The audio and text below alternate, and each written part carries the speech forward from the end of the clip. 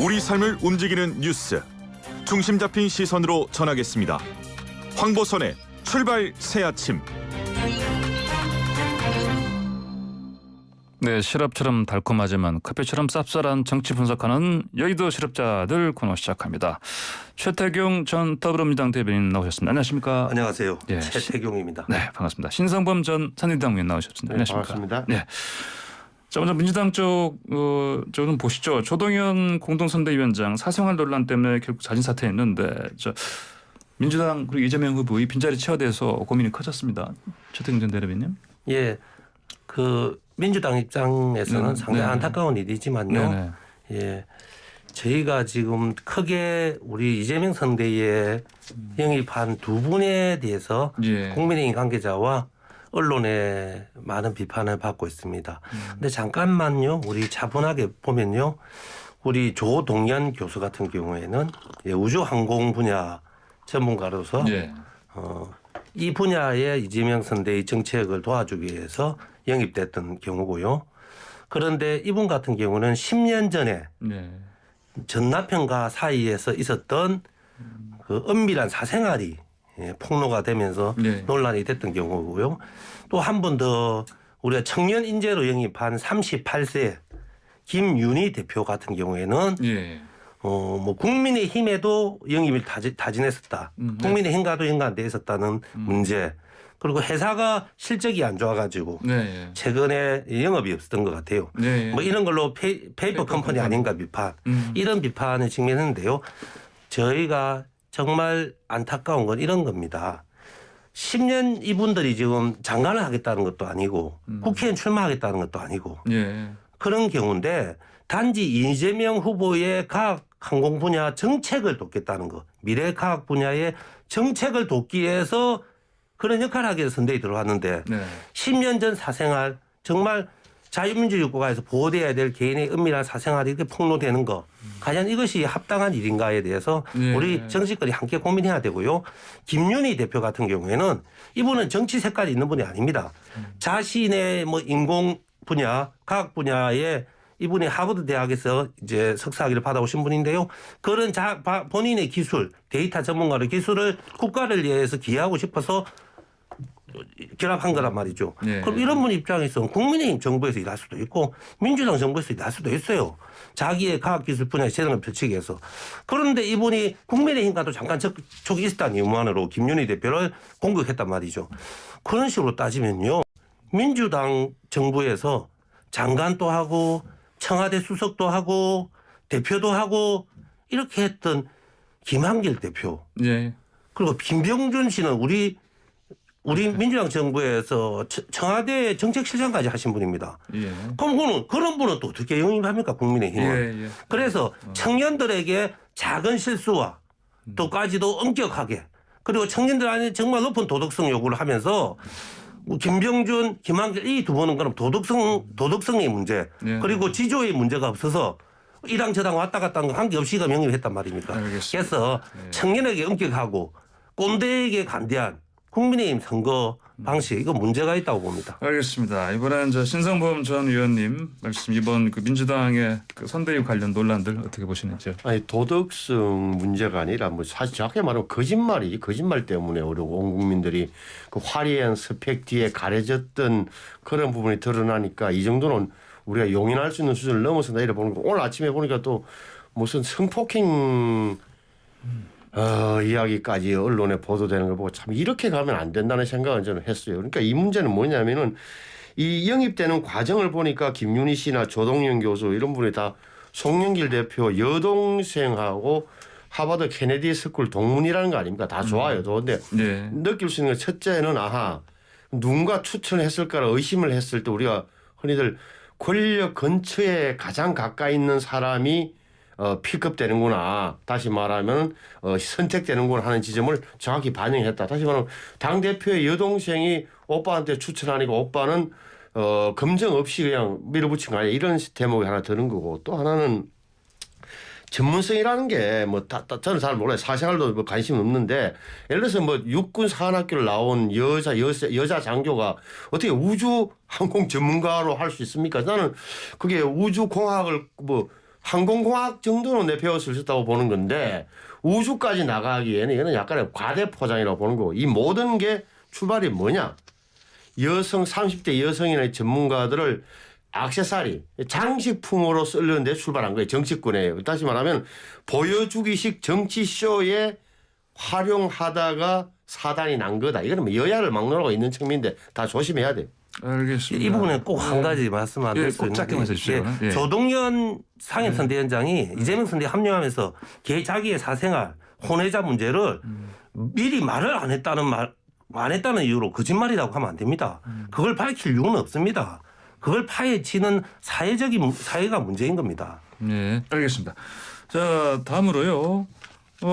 이재명 후보가 박근혜 전 대통령에 대해서 존경하는 박근혜 전 대통령 이런 표현을 써서 좀 갸우뚱하시는 분들이 좀 많을 것 같은데 예. 이거 앞뒤 상황을 좀 봐야 되겠죠, 최 대변인. 예. 이거는 뭐 간단하게 이야기할 수 있는 것 같아요. 그 상대 진영의 대통령이라고 해서 네. 날선 표현, 모독하는 표현을 할 필요는 없지 않습니까? 네. 그런 차원에서 이렇게 다정하게 표현 한번 하셨던 거고 큰 의미는 예. 없고요. 네네. 단지 우리 이재명 후보 같은 경우는 고향이 경북 출신 아닙니까? 예. 경북 안동이다 보니까 네. 같은 동향의 느낌을 가지고 조금 더 다정하게 표현한 것 같습니다. 앞에 그냥 존칭으로 붙여준 예, 표현이다 예. 이런 말씀이시죠? 보통 뭐 예. 의원들끼리도 뭐 존경하지도 않으면서 존경하는 황보선 의원님 하듯이 뭐 저도 이해를 하는데 오히려 두 분은 서로 존경하는이라고. 좋습니다. 네. 예, 저는 근데 어찌됐건 실제로 아니 예. 저 이재명 후보의 박근혜 대통령 뭐 존경한다는 표현보다 제 눈길을 끈 것은 예. 우리 집안이 원래 비천한 집안이다. 네. 그 이야기가 저 사실 지난주에 눈물을 이건 예. 아무도 비천하냐 미천하냐를 넘어서 비천하다고 물어본 적도 없는데 왜 이재명 후보는 저런 이야기를 먼저 꺼냈을까? 결국은 뭔가 좀 자격지심이 있는 거 아닌가 생각도 들고 아마 본인 입장에서는 노무현 대통령도 소환해서 자기가 어렵지만 그래서 어려운 집안 출신이라서 어려운 사람 네. 사정을 누구보다 많이 안다는 이야기를 하고 싶어 했을 텐데 예. 아시는 대로 제 주변에도 뭐 다 자수성가한 사람 많지만 두 가지 타입이에요. 어떤 사람들은 오히려 자기가 나온 그 출신 계층들을 무시하고 그렇게 오히려 활용하는 사람이 있고 어떤 사람들은 또 좀 더 따뜻한 마음을 가진 사람이 이런데 자 한번 봐야 될 것 같고 그래서 저는 결국은 뭐냐면 이재명 후보의 진면목이 뭐냐 예를 들어서 박근혜 박정희 이야기를 하는 건 다 좋은데 그럼 진짜 경제 성장론과 실용 정치를 하겠다는 본인의 생각이 진짜 이재명인지 아니면은 뭐 기업들 옥죄고 한번 노동 쪽으로 완전 확 털겠다는 그 생각이 진짜인지 이재명 후보의 진짜 얼굴이 무엇인지 궁금해져요. 알겠습니다. 자, 국민의힘 선대위도 예. 가보시죠. 예. 자, 대선 후보 한 달 만에 선출 한 달 만에 윤석열 후보 이제 오늘 오후에 출범하지 않습니까 선대위가? 근데 어떻습니까? 주말에 이렇게 지난 뭐 금요일부터 전개되는 이 상황. 신성범 전 의원님. 본질은 뭐냐면은 이렇게 순식간에 되는 거 보고 좀 놀라지 않으셨습니까? 정치가 원래 그런 거예요. 그러니까 정치가 원래 그런 거예요. 이게 네. 분명하게 뭐 이렇게 짠 거는 아니지만 네. 이준석 대표가 어리다고 네. 무시했던 윤석열 후보나 윤석열 후보 측근들이 당황할 만한 일이 벌어졌고 네. 그 아주 이준석 대표의 어리지만 뭐 영리하다 그럴까 영악하다 하는데 이제 혼이 난 거죠. 예. 뭐 어떻게 보면 정확히 말하면 그런 대목이고 그래서 내용을 잘 봐야 되는데 그 김종인 씨는 앞으로 역할을 뭐 하냐? 당무 전반을 통할 조정하고 선거 대책 기구를 총괄한다. 다시 말하면 당무도 총괄하는 거예요. 김종인 이제 총괄 선대위원장이 선거뿐만 아니라 두 번째 그러면 그 이준석 대표는 어떻게 되느냐? 그 당무 우선권에 대해서는 당 대표에게 후보가 요청을 하고 예. 당 대표는 후보 의사를 존중에 따르는 것으로 이렇게 문안으로 합의를 했단 말이에요. 이 정도 본다면 적어도 가장 핵심적인 문제는 다 정리가 됐다. 물론 네. 뭐 앞으로도 뭐 한두 번은 뭐 또 뭐 소리가 나오겠지만 적어도 큰 그림에서는 잘 됐다. 다시 말하면은 이렇게 됨으로써 국민의힘은 오늘 선대위 발족시키면서 진영이 갖춰지는 거고 그렇게 되면 미리 진영을 갖춘 이재명 후보와의 대등한 경기가 가능해졌다 이래 보죠. 알겠습니다. 최태경 대변인께서는 좀 놀라지 않으셨어요? 예. 홍준표 의원 같은 경우 쇼할 수 있는 것도 능력이다 이런 말까지 했는데. 그래서 제가 홍준표 말씀 드리려고 했어요. 예. 이 일어났던 일련의 과정에서 본질은 홍준표 의원의 말씀입니다. 쇼할 수 있는 것도 능력이다 이렇게 말씀하셨는데요. 이번 국민의힘 선대위를 둘러싼 쇼는 이원 중계 쌍쇼입니다. 이원 중계된 두 가지 무대에서 발생한 쌍쇼인데요. 예. 예, 이렇습니다. 예. 이준석 당대표 같은 경우에는 이번 대선에서 책임이 가장 큰 사람입니다. 네. 만약 윤석열 후보가 대통령 후보에서 낙선한다면 윤석열 본인이 가장 큰 실망과 타격을 받겠지만 두 번째로 타격받는 사람은 이준석 당대표입니다. 대선을 패배하게 만든 당대표. 그럼 정치적 미래가 없습니다. 이준석 대표는. 그렇기 때문에 이준석 대표는 윤석열 후보의 손을 절대 놓을 수가 없습니다. 그렇기 때문에 이 자명은 전국을 돌면서 자명했던 것은 네. 윤석열에게 양보를 받기 위한 일종의 쇼였다고밖에 볼 수 없고요. 그것이 쇼라는 것을 또 우리 이준석 대표가 재미있게 드러냈죠. 후드티. 그 후드티 제작하고 만들려면 한 5년 걸린다고 합니다. 예. 그거 기성품 아니거든요. 네. 그 후드티를 미리 네. 지금 며칠을 걸려 만들어서 준비를 했다는 거 아닙니까? 네. 그래서 윤석열 후보가 오면 하야하고 난데 그것을 같이 입겠다는 걸로 딱 커플로 두 개를 만들었다는 거. 네. 그래서 이거는 각본에 짜여진 그 하의 쇼였다는 거 하나. 이거는 제가 상대방을 비방하려 하는 이야기 아니고 네. 실적인 거고요. 또 하나는요. 김종인 대표 같은 경우에도 2일날 홍준표 의원과 윤석열 후보가 만났지요. 2일날. 네. 홍준표 후보가 그때 홍준표 의원이 이런 말씀하셨어요. 이준석 대표를 데리고 온나. 그러면 당신하고 진지하게 상의하겠다, 만나겠다 이랬어요. 네. 그래서 이준석 대표를 모시고 오면 그 다음에는 홍준표가 합류할 수 있는 가능성이 크게 생긴 거예요. 이 대목에서 김종인 위원장 같은 아주 급했겠죠. 홍준표 의원이 온다는 것은 거의 또 원탑 같이 될 가능성이 높아요. 홍준표 네네. 의원이. 네. 그렇기 때문에 홍준표 의원이 오기 전에 윤정인 의원이 올 수밖에 없었고 예. 그런다고 봤을 때 2일날 윤석열 홍준표 회동은 김종인을 압박하는 네. 일종의 고도의 정치쇼가 아니었나. 그래서 두 가지 쇼가 같이 진행되었다 이렇게 봅니다. 이런 상황이 됐으면 그럼 홍준표 의원은 또 백의종군 명분 생김 이렇게 얘기했으니까 뭐 결국은 계속해서 이제 그 선대여간 거리를 두겠네요. 신선문 아니 의원님. 이게 이걸 예. 저렇게 우리 텔레비전처럼 뭐 쇼로 다 해석하는 거는 이제 네. 사후에 맞춰보는 형식이고 예. 진지했던 거죠. 진지하고 위기감이 컸던 거죠. 그러니까 이런 식으로 가면은 보수가 공멸한다는 위기의식이 퍼져 있었고 거기에 대해서 생각을 안 한 것은 아니지만 등한히 했던 이런 식으로 가면 안 된다는 등한히 했던 윤석열 후보나 이준석 대표 모두 다 압박을 받았던 거고 예. 홍준표 의원은 뭐 쇼라고 표현했지만 그것은 뭐 제가 볼 때는 홍준표 의원을 만나는 그때까지만 해도 윤석열 후보가 뭐 큰 그림을 그리고 있지 않을 거예요. 다만 적어도 홍준표 의원의 말 중에서 들었을 만한 부분은 예. 이게 정치를 뭐 나도 해봤지만 이런 거죠. 홍준표 의원이 말했으면 정치를 나도 해봤지만 이게 검찰하고 다르대. 예를 들어서 다릅니다. 이게 위에서 뭐 한마디 한다고 다 따라가는 게 아니다.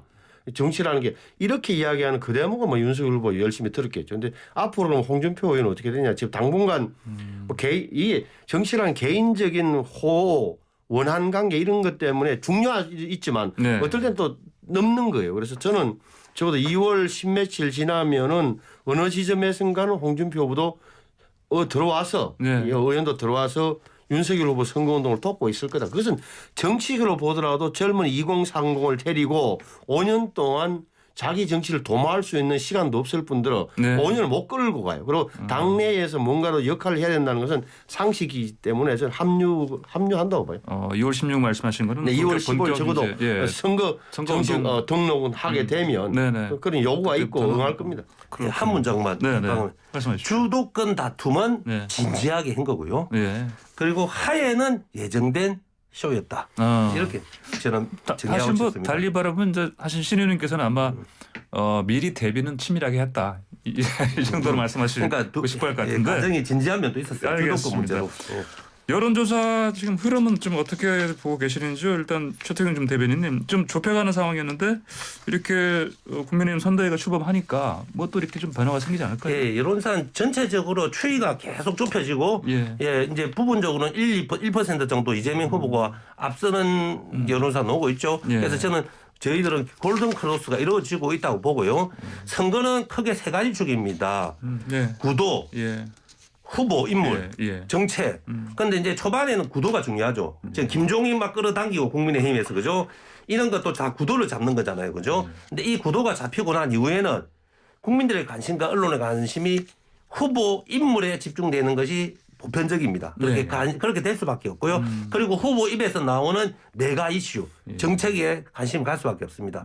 저희는 이제 시간이 지날수록 인물 경쟁력, 예. 그리고 인물이 가진 정책 능력, 이런 지점에서 윤석열 후보와 이재명 후보는 좀 차이가 많다. 네. 좀 변별력이 클 거다. 그리고 지금 그렇기 때문에 벌써 윤석열 후보는 이재명 후보와 TV 토론하는 횟수를 줄이려고 네. 줄이려는 식의 이야기를 벌써 던지고 있죠. 예. 법적 토론만 하겠다. 알겠습니다. 예, 그렇기 때문에 시간이 지날수록 이재명 후보에게 유리한 국민이 오는 것은 객관적 상황 아닌가. 알겠습니다. 예, 신성범 의원님. 90일 넘게 남았잖아요. 앞으로도 계속 많이 출렁댈 지금 네. 시청자들도 청취자들도 아시는 대로 이 여론조사라는 게 진짜 보는 눈들이 다 국민들이 많아진 거야. 그런갑다. 다시 말하면은 이 대목 그게 윤석열 김종인, 이준석 봉합한 게 효과가 나타나려면은 뭐 이번 주말이나 다음 주 초 되면 아무래도 나타나겠지. 지금은 뭐 알 수 없는 거고. 근데 예. 길게 본다면 저는 이렇게 봐요. 이게 100일 전에 여론조사 결과가 저는 가운데 한두 번은 움직이지만 결국은 또 수렴된다. 다시 귀결된다고 보는 편이에요. 이게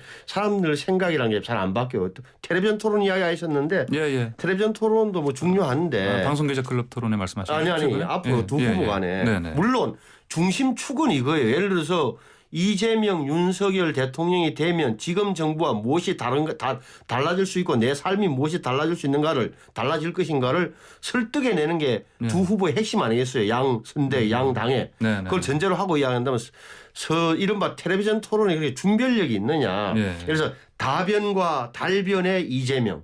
좀 어수룩하고 준비 안 됐지만 뭔가 든든하고 강인해 보이는 윤석열. 이게 싸움이라는 게 간단치가 않은 거예요. 예를 들어서 네. 말 잘하고 뭐 내용 좋다고 해서 바로 넘어가는 건 아니다. 그래서 저는 변수가 있고 90일 남았다는 점을 예. 계속 좀 강조하고 싶어요. 알겠습니다. 앞으로 지켜봐야 되겠습니다. 어느새 시간이 다 됐습니다.